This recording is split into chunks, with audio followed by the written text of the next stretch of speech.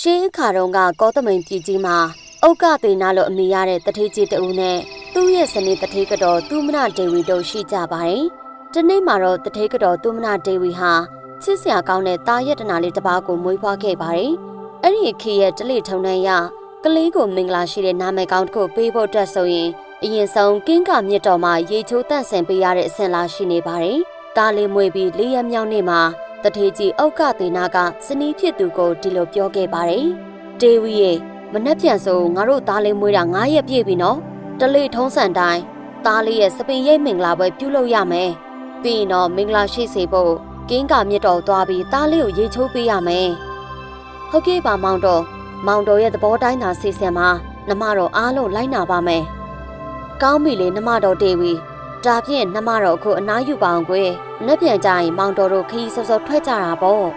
အဲ့လိုနဲ့နောက်တနေ့မနက်စောစောမှာပဲတထေးကြီးမိသားစုဟာကင်းကမြစ်စီကိုထွက်လာခဲ့ကြပါတယ်။မြစ်စိတ်ကိုရောက်တော့မိခင်ဖြစ်သူသူမနာဒေဝီကတားငယ်လေးကိုမြည်ရည်ထဲမှာချစ်ခင်ယူရစွာနဲ့ရေချိုးပေးနေခဲ့တာပေါ့။အဲ့ဒီအချိန်မှာပဲရုတ်တရက်ဆိုသလိုအလွန်ကြီးမားတဲ့ငစင်ကြီးတစ်ကောင်ထပ်ပေါ်လာခဲ့ပါတယ်။ငစင်ကြီးဟာကလေးငယ်ကိုအစားလို့ထင်မှတ်မှာပြီးရုတ်တရက်ရှေ့တိုးလာကလေးငယ်ကိုသူ့ရဲ့ပါဆက်ထဲရှော့ခနဲ့မြုပ်ချလိုက်ပါတယ်။ပြီးတာနဲ့မြည်ရည်နှက်ထဲကိုကူးခတ်ပြီးပျောက်ကွယ်သွားခဲ့ပါတယ်။အန်အောစရာကောင်းတာကတော့ကလေးငယ်ဟာရှေးဘဝကပါလာတဲ့ကုသိုလ်ကံအများကြီးရှိတဲ့အတွက်ပါအန်ဒီရဲမှမဖြစ်ခဲ့ပါဘူး။သူ့အတွက်တော့အခန်းထဲမှာဖြာတစ်ချက်ပေါ်အိတ်ဆက်နေရတယ်လို့မျိုးပဲတက်တောင့်တက်တာရှိနေပါတယ်။အိုးမောင်တော်ဖေ။တားလေးပါသွားပြီ။နှမတော်ဒေဝီဘာဖြစ်တာလဲ။ဘာဖြစ်လို့လဲနှမတော်။မောင်တော်ဖေ။တားလေးကိုငါးကြီးကမြုပ်သွားပြီ။အခုတားလေးမရှိတော့ပါဘူးဖေ။တားလေးမရှိပဲ။နှမတော်ဒီလောကကြီးမှာအသက်မရှင်ချင်တော့ပါအောင်မောင်တော်ကလေးငယ်ကိုမြုပ်ချလိုက်တဲ့ငစင်ကြီးဟာလေကလေးကိုမြုပ်ချပြီးတဲ့နောက်မှာဝမ်းပိုက်ထဲမှာအလွန်အမင်းနေမထိထိုင်မသာဖြစ်ပြီးပြင်းထန်တဲ့ဝေဒနာကိုခံစားလာခဲ့ရပါတယ်အဲ့လိုနဲ့သူလည်းအဲ့ဒီနေရာကနေအမြန်ဆုံးထွက်ပြေးကူးခတ်သွားခဲ့ပါတယ်ဒါပေမဲ့ကန်ဆိုးချင်တော့သူအလောတကြီးကူးခတ်သွားရင်းနဲ့တန်ငါတဲ့တယောက်ရဲ့ပိုက်ကွန်ထဲမှာသွားမိပြီးတိတ်ဆုံးသွားခဲ့ပါတယ်ငစင်ကြီးရမယ်ပြိုးငစင်ကြီးတလောက်ကြီးတဲ့ငစင်ကြီးဝယ်မဲ့သူမရှိဘူးလားပြို့ငစင်ကြီးရမယ်နော်လက်ဆက်ဆက်ငစင်ကြီးရမယ်ပြို့ဟေးငါးတဲ့ခမည်းငါးကြီးကိုဘယ်လောက်နဲ့ရောင်းမှလဲဗျတခင်လေးယူမယ်ဆိုရင်တော့1000ချက်ထဲနဲ့ရောင်းမှာပါဗျတလောက်ကြီးတဲ့ငါတခါတလေမှရတာဝယ်သွားပါအောင်ဗျဘာ1000ရွှေစေးအတိုင်းခေါ်နေတာပဲတလောက်ဈေးကြီးပဲပြီးဘသူကဝယ်နိုင်မှာလဲဗျခမည်းငါးကြီးကိုတထေးတွေပဲရောင်းဖို့ထားလိုက်တော့ကျုပ်တို့တော့သွားပြီပြို့အဲ့လိုနဲ့တန်ငါတဲ့လေသူ့ငါးကြီးကိုအော်ဟစ်ရောင်းချခဲ့ပေမဲ့ဈေးကြီးလွန်းလို့ဘသူမှဝယ်မဲ့သူမရှိပါဘူးဒီလိုနဲ့သူဟာပါရဏတိပြည်ကဈေးအထိကိုရောက်လာပါတယ်ပါရဏတိပြည်ကိုရောက်တဲ့အခါမှာဝိတာခလို့အမည်ရတဲ့ပါရဏတိတထေးကြီးတူဟာအဲ့ဒီငါးကြီးကိုတွေ့သွားခဲ့ပါတယ်တထေးကြီးဝိတာခကငါးကြီးရဲ့ဝမ်းပိုက်အရန်ပူနေတာကိုကြည့်ပြီးငါးဥတွေအများကြီးပါလိမ့်မယ်လို့တွေးကငါးကြီးကိုဝယ်ယူလိုက်ပါတယ်ဒီလိုနဲ့ပဲသူ့ရဲ့အချွေရံတွေကိုငါးကြီးရဲ့ဝမ်းပိုက်ကိုချက်ချင်းခွဲခန်းလိုက်ပါတယ်။ဝမ်းပိုက်ကိုခွဲလိုက်တဲ့အခါမှာအထဲမှာငါးဥတွေရှိရမယ်စားအသက်ရှင်လျက်ရှိနေသေးတဲ့ကလေးငယ်တယောက်ကိုအံ့ဩဖွယ်ရာတွေ့ရပါတယ်။အိုးဒါကိုကြည့်စမ်း။ဒါတီမျိုးကတယောက်ရဲ့ကလေးပဲဖြစ်ရမယ်။ဒီကလေးကိုတီငါးကြီးကမြုပ်ချလာတာပဲ။သူမိဘတွေကတော့ဘလောက်တောင်ဝမ်းနဲ့ပူဆွေးနေလိုက်မလဲမသိဘူး။ဟေးအမောင်တို့အခုချက်ချင်းမြို့ထဲကိုသွားပြီးကြီးညာစမ်း။တစုံတယောက်များကလေးပျောက်ဆုံးသွားခဲ့ရင်သူတို့ဒီကလေးကိုလာပြီးပြန်ခေါ်ယူနိုင်အောင်လို့သွားပြီးတော့ကြီးညာကြည့်ဟုတ်ကဲ့ပါရှင်တထေးမင်းကျွန်တော်တို့ချက်ချင်းပဲမြို့ထဲမှာလိုက်လံကြီးညာပါမယ်ဒီလိုနဲ့ပဲတထေးကြီးဝိတာခဟာကလေးငယ်ရဲ့မိဘတွေကိုလိုက်လံရှာဖွေကြီးညာခဲ့ပေမဲ့ဘသူတဦးတယောက်မှလာပြီးတောင်းဆိုသူမရှိခဲ့ပါဘူ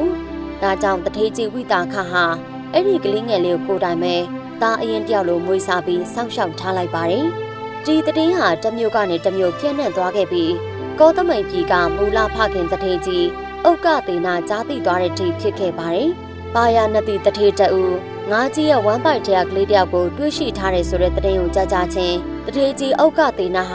ာပါရဏတိပြည်ကိုအမြန်ဆုံးခရီးနှင်လာခဲ့ပါတယ်။ကလေးငယ်ကိုမြင်လိုက်ရုံနဲ့တင်ဒါဟာတကယ်ပဲသူတို့ရဲ့ပျောက်ဆုံးသွားတဲ့တာရင်ဖြစ်မှန်သူလည်းချက်ချင်းသိရှိသွားခဲ့ပါတယ်။တထေးကြီးလည်းချက်ချင်းကိုသိရှိသွားခဲ့ပါတယ်။ညီတော်တထေးမင်းကျွန်တော်မျိုးတင်ပြစရာရှိပါတယ်။လွန်ခဲ့တဲ့တစ်လကျော်လောက်ကကျွန်တော်မျိုးရဲ့တားငယ်လေးကိုအေယာမငစင်ကြီးတစ်ကောင်ကမြူချသွားခဲ့ပါတယ်။ ညီတော်ကငစင်ကြီးတစ်ကောင်ရဲ့ဝမ်းပိုက်ထဲကနေဒီကလေးကိုတွေ့ရှိခဲ့တယ်ဆိုတာအမှန်ပဲလားတကယ်လို့ဟုတ်မှန်ခဲ့တယ်ဆိုရင်ဒီကလေးငယ်လေးကိုကျွန်တော်မျိုးစီပြန်လဲခေါ်ဆောင်ခွင့်ပေးနိုင်မလားဗျဟုတ်ပါတယ်နောက်တော့အဲ့ဒါအမှန်ပါပဲဗျကျွန်တော်မျိုးအေယာမငစင်ကြီးတစ်ကောင်ဝယ်ယူခဲ့ပြီးသူ့ဝမ်းပိုက်ထဲမှာဒီကလေးငယ်လေးကိုတွေ့ရှိခဲ့တာပါဒါပေမဲ့ဘာဖြစ်လဲညီတော်ဆက်ပြောပါအခုချိန်မှာတော့ကျွန်တော်မျိုးဟာဒီကလေးငယ်ကိုကျွန်တော်မျိုးရဲ့တာရင်တယောက်လိုသတ်မှတ်ပြီးမွေးစားထားခဲ့ပါပြီဒါကြောင့်သူ့ကိုနောင်တော်ကြီးစီပြန်မပေးနိုင်တော့ပါဘူးဗျာကျွန်တော်မျိုးကိုခွင့်လွတ်ပါနောင်တော်ကြီးအဲ့လိုနဲ့တထေးကြီးနှစ်ဦးဟာကလေးငယ်အတွက်အငင်းပွားကြပြီးဘလို့မှဖြေရှင်းလို့မရတဲ့အဆုံးမှာကလေးငယ်ကိုပါရနတိပြည်ရဲ့ရှင်ဘရင်ဖြစ်သူပြမတက်မင်းကြီးထံကိုခေါ်ဆောင်သွားခဲ့ကြတယ်ပြီးတော့ဖြစ်ချောင်းကုန်စင်အားလုံးကိုရှင်ဘရင်ထံလျှောက်တင်ပြီးတရားမျှတစွာဆုံးဖြတ်ပေးဖို့တောင်းဆိုခဲ့ကြတာပေါ့အရှင်မင်းကြီးဖျားကျွန်တော်မျိုးတို့နှစ်ဦးစလုံးဟာဒီကလေးငယ်ပေါ်မှာဂျေစုတရားကိုစီရှိနေကြပါတယ်အရှင်မင်းကြီးရဲ့ပညာတော်နဲ့တရားမျှတစွာဆုံးဖြတ်ပေးတော်မူပါဖျားအသင်ကောသမိန်တထေအသင်ဟာဒီကလေးငယ်ကိုမွေးဖွားခဲ့တဲ့ဖခင်ရင်ဖြစ်တယ်အသင်ပါရဏတိတထေကတော့ဒီကလေးငယ်ကိုသိချင်းတရားကနေအသက်ကိုကယ်တင်ပေးခဲ့တဲ့အသက်ပေးသူဖြစ်တယ်ဒါကြောင့်သင်တို့နှစ်ဦးစလုံးဟာဒီကလေးငယ်ပေါ်မှာဂျေစုတရားကိုစီရှိကြတယ်ဒါကြောင့်ငါကိုတော်မြတ်ဒီလိုအမိန့်ချမှတ်မယ်အသင်တို့နှစ်ဦးစလုံးဟာဒီကလေးငယ်ကိုတန်းတူညီတူကြွေးမွေးစောင့်ရှောက်ရမယ်သူ့ကိုသားရင်တယောက်လိုသဘောထားရမယ်ပြီးတော့ဒီကလေးငယ်ကိုငါမင်းကြီးကိုယ်တိုင်ပကူလာကုမာရာလို့နာမည်ပေးတော်မူမယ်အရှင်မင်းကြီးရဲ့အမိန့်တော်ကိုအမြင့်မြတ်ဆုံးလိုက်နာခံယူပါရဖေဟာအဲ့လိုနဲ့တထေးကြီးနှစ်ဦးဟာသူတို့ရဲ့သက်ဆိုင်ရာမြို့တွေမှာကြီးကျယ်ခမ်းနားတဲ့ဆိုင်ရင်တွေဆောက်လုပ်ခဲ့ကြပြီးကလေးငယ်ကိုလေးလာတစ်ချိန်စီအလဲကျဆောင်းလျှောက်ခဲ့ကြပါတယ်ကလေးငယ်ကြီးပြင်းလာတဲ့အထိအချွေရံများစွာနဲ့တူပြည့်ပြည့်စုံစုံဆောင်းလျှောက်ခဲ့ကြတယ်အချိန်တွေကြာလာတဲ့အခါမှာမြတ်စွာဘုရားရှင်ကပါရဏသီပြည်ကိုကြွရောက်ပြီးတရားဓမ္မတွေဟောကြားတော်မူပါတယ်အဲ့ဒီအခါမှာအရွယ်ရောက်လာပြီဖြစ်တဲ့ပကူလာကုမာရဟာတရားတော်နာကြားရပြီးကြည်လင်တဲ့တရားတွေဖြစ်ပေါ်လာခဲ့ပါတယ်။အဲ့ဒီအချိန်မှာပဲသူဟာယဟန်ပေါင်ဝင်ရောက်ခဲ့ပြီးတရားဓမ္မနဲ့ဝိပဿနာတရားတွေကိုလေ့လာအားထုတ်ခဲ့ပါတယ်။ဒူတင်တရားများကိုလည်းစနစ်တကျကျင့်ကြံခဲ့ပြီးမကြာမီမှာပဲတရားထုတရားမြတ်ကိုရရှိပြီးယဟန်တာတစ်ပါးဖြစ်တော်မူခဲ့ပါတယ်။သူရဲ့ဘဝတစ်လျှောက်လုံးဗုဒ္ဓသာသနာတော်ကိုဆက်လက်ပြီးအကျိုးပြုခဲ့ပါတော့တယ်။ချစ်ပရိသတ်ကြီးတို့ရဲ့ဒီဇလန်းလေးကနေပြီးတဲ့သင်ခန်းစာကတော့ရှင်းလင်းပါတယ်ရှင်။မိဘဆိုတာကိုယ့်ကိုမွေးဖွားပေးခဲ့တဲ့အတွက်အကြီးမားဆုံးကျေးဇူးရှင်တွေဖြစ်ပါတယ်။ဒီချိန်ထဲမှာပဲကိုယ့်ရဲ့အသက်ကိုသေပေးကနေကယ်တင်ပေးခဲ့တဲ့သူတွေဟာလည်းအသက်ကိုပေးလို့သူတွေဖြစ်ကြီးမားတဲ့ကျေးဇူးရှင်တွေပါ။ဒီဆက်လန်းမှာအရေးကြီးဆုံးချက်ကတော့ဘုရင်မင်းမြတ်ရဲ့ဆုံးဖြတ်ချက်ပါ။ကိုကျင့်တရားတွေနဲ့မင်းကျင့်တရားနဲ့အညီတရားမျှတမှုပေါ်အခြေခံပြီးမှန်ကန်တဲ့ဆုံးဖြတ်ချက်တွေချမှတ်နိုင်ခြင်းဟာမင်းကျင့်တရား10ပါးကိုအပြည့်အဝကျင့်သုံးတဲ့ကောင်းဆောင်တယောက်ရဲ့အရေးချင်းအစစ်မှန်ပဲဖြစ်ပါတယ်။ဆိုတော့ပရိသတ်တွေအားလုံးလည်းအခုဇလန်းလေးကိုကြည့်ပြီးတော့ဘဝအတွက်သင်ခန်းစာတစ်စုံတရာရရှိလိမ့်မယ်လို့ယုံကြည်ပါတယ်။အခုလိုမျိုးဇလန်းကောင်းတွေကိုကြည့်ရတာသဘောကျရဆိုရင်ကျမတို့ channel ကို subscribe လုပ်ခဲ့ဖို့မမေ့ပါနဲ့ရှင်။နောက်ဗီဒီယိုအသစ်မှာပြန်ဆောင်တွေ့ကြပါမယ်နော်။